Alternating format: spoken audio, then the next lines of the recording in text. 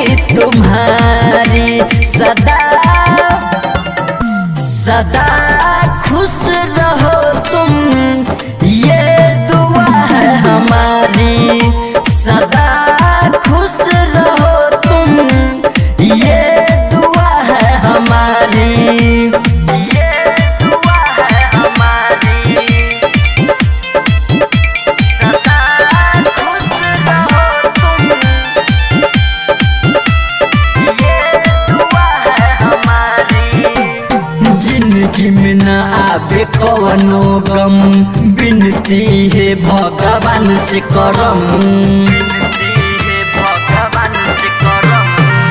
फूल जस खिलत रही बनी फूलवारी, बनी फूलवारी। सदा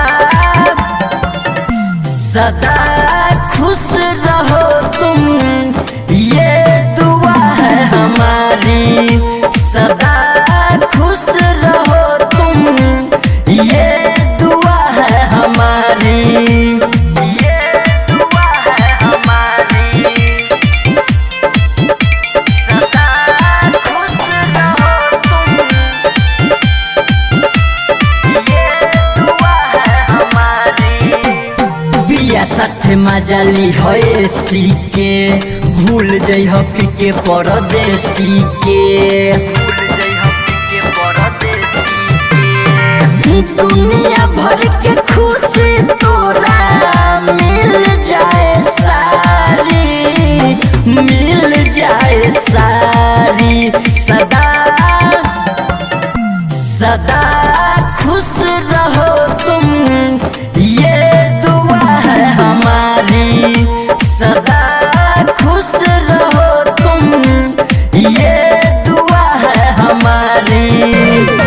मुबारक हो तुमको ये शादी तुम्हारी, ये शादी तुम्हारी। सदा सदा खुश रहो तुम, ये दुआ है हमारी। सदा खुश रहो तुम, ये दुआ है हमारी। Recording studio Awapur Pupri Sitamarhi.